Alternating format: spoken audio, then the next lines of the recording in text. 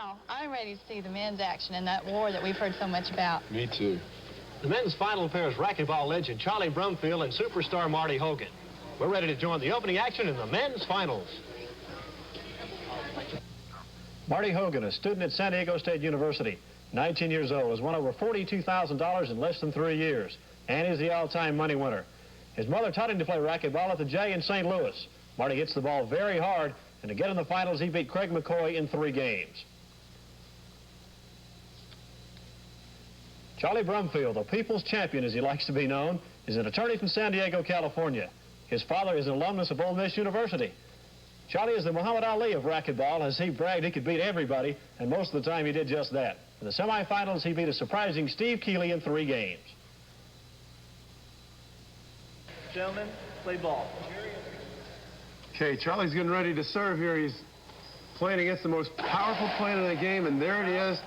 First shot out of the box is just a splat ball. The ball goes in and hits 2 walls at the same time and just splats right out in the middle of the court. We'll see Marty hit a lot of short serves, I think. His concentration on his service has not been good throughout the tournament, but he's been sharp with his shot making. He missed that one. It's just going to depend. If Charlie can relax Marty, if he can relax, we're going to have an excellent match. There's Charlie up there in that center control zone, not venturing into no man's land in either the front or the back, maintaining center court position, playing very well at this point. Mike, let's once again mention the age difference, 10 years. That's right, and it is a big age difference. Oh, that should be a hinder. It is. It is. It's 10 years. Charlie's very tired. He's had a long tournament. He had some really tough matches against a surprising Steve Keeley, as you mentioned. Steve shaved his head, and then he went out and shaved Davey Bledsoe, last year's national champion. And it was really something to see. It was a 3-game match. Steve ended up beating Davey 15-7 in the third. It was just a super match. Charlie's off to an excellent start here. Marty, who usually gets out in front of his opponents early, seems to be laying back just a little bit. And he really cocks that backhand. Look at him move. They say he can't move. They say Marty Hogan's slow. There's a little emotion. They like to call him the Ili Nastasi or racquetball, Vicki, but... No, I think it's the Jimmy Connors. And you know why he says that he likes to be referred to as Jimmy Connors instead of Ili Nastasi of racquetball? Because Jimmy Connors is a winner. That's right. And that's what Marty is. Marty's a winner, and he does it in style. Well, there's another one. The ball is hit so hard, it's hitting your left wall, then your front wall, and just squirting out into the middle of the court. There's no way to return that ball. Here he's starting to put some moves on Charlie. Oh, a straddle ball. Good play on Charlie's part. He really was screened. He didn't see the ball well, and he got out of the way just in time. Marty taking a chance to let it hit him, but he goes and he rips that ball and rolls it out. Marty hits the ball harder than anybody in racquetball. You know, I heard that an interesting thing, that Marty was clocked with a radar gun, and the ball was traveling at 142 miles an hour. That's right, and they clocked Charlie with the same radar gun at about 65. That was an unforced error right there. Marty really, he makes a lot of mistakes, he makes a lot of errors, but he makes a lot of shots. Continual pressure on his opponent with a super hard hit. There, Charlie, exactly. Charlie makes an unforced error.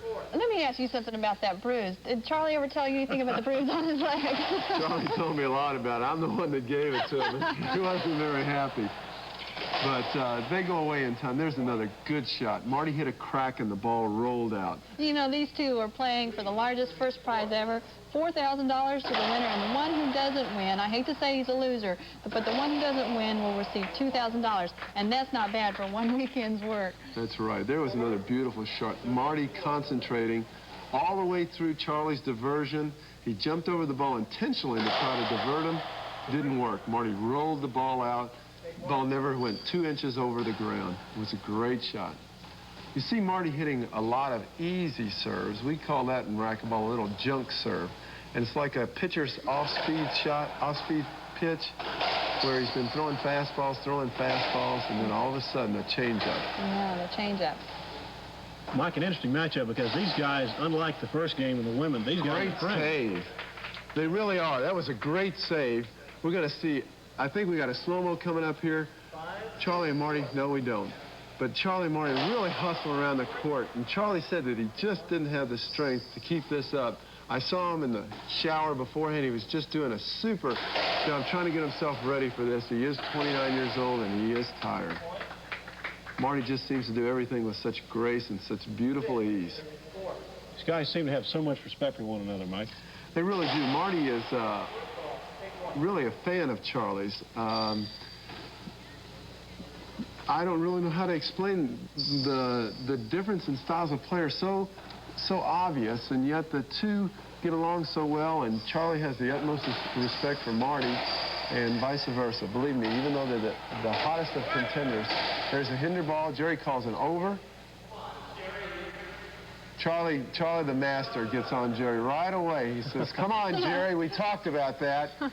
He wants to get into Halashier's mind right now, because if there's a close play down the line, Matt, he wants to be sure that he's got the referee on his side.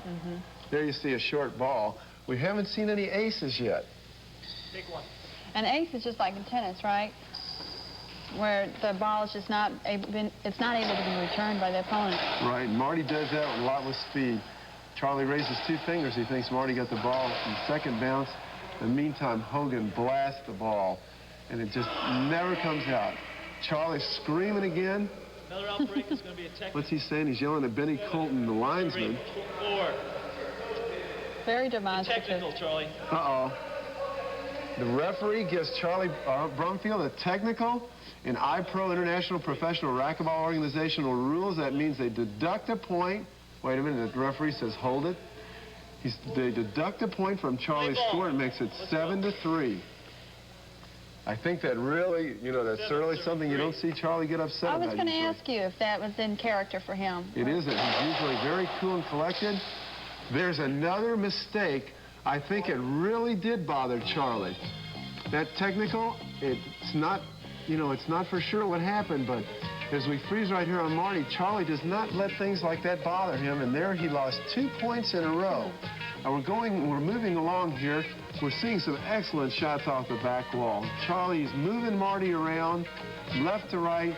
As long as he can keep Marty on the move, Marty is not able to set up and hit that photon, that 142-mile-an-hour ball that we're talking about. But boy, there's a good rip.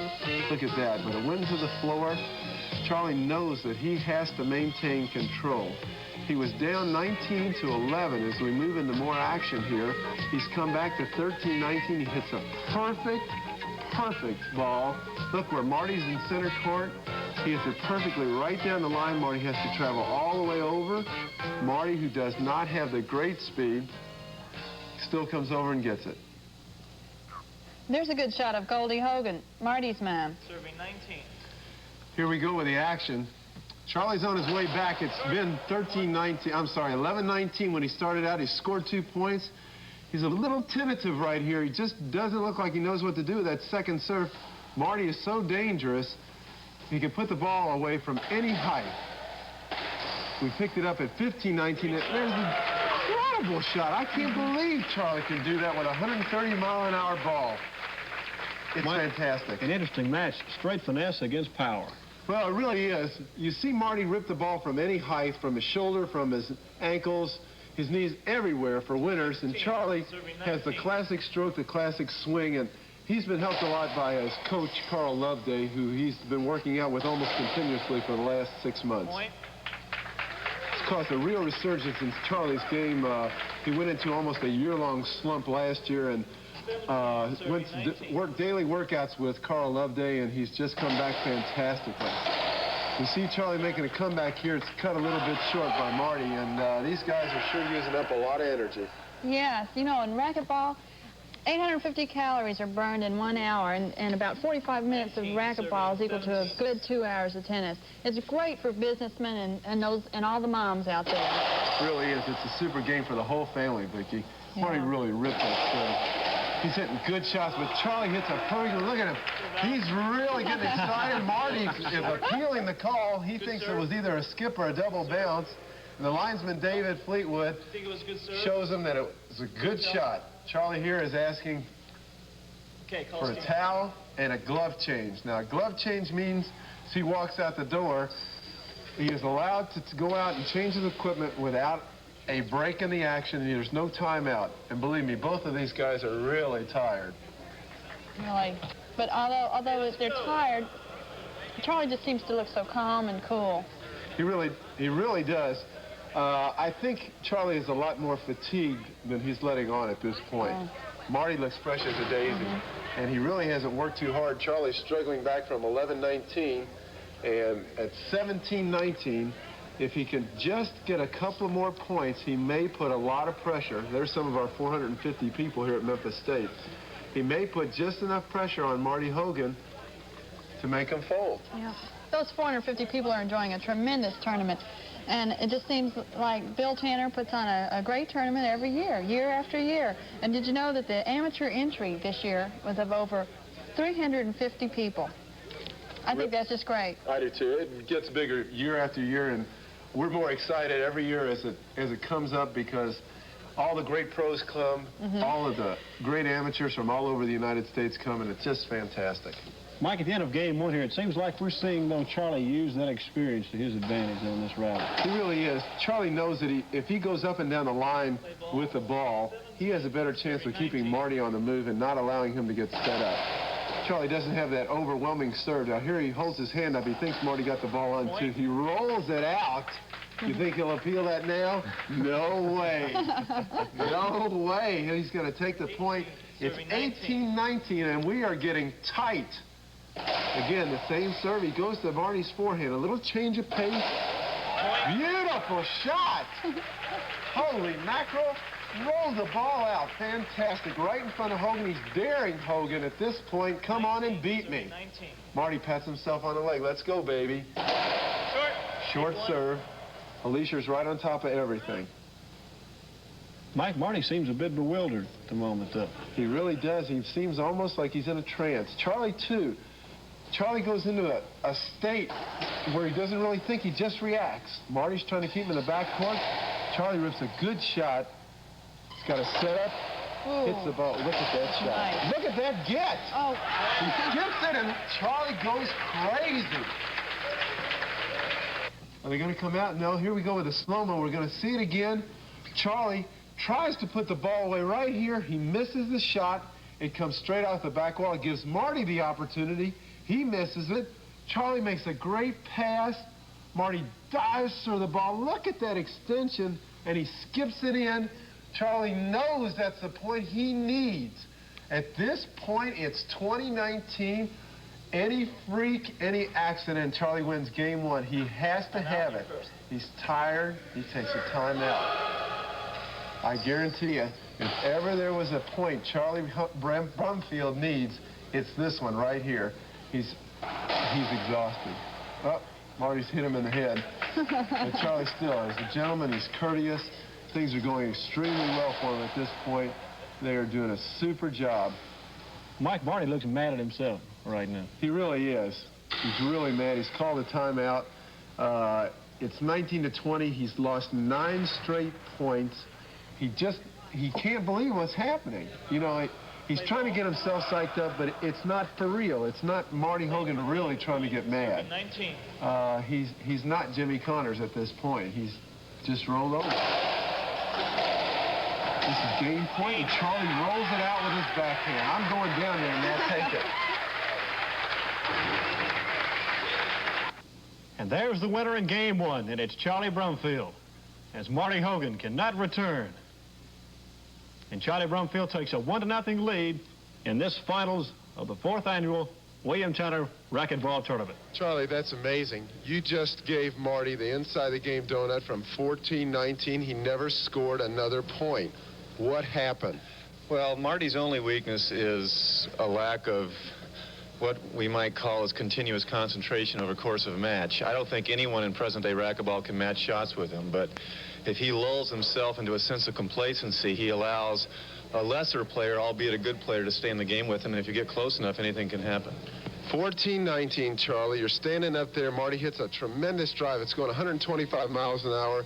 You dinked it into the corner and it rolled out. How can you do that? Well, that's a shot from yesteryear. The players that grew up with a slower ball learn to control different styles of shot making, and it comes in handy every once in a while. One more question. How come he's not hitting those ace rollouts? I think it's primarily due to the fact that the tournament's been a long and grueling one for everyone involved, and my legs are tired and his arm's a little bit tired. I saw you in the shower before the match started. I know you're hurting. How are you going to be able to make it in the second game? I can't go 3. Okay, baby. Good luck. Thank you. Okay. Marty, you're beating Charlie 19-14. You're playing the first game. You're playing for $4,000, and you went to sleep. That's exactly what I did. I had him 19-12. I sat back like I always sat back against every single player.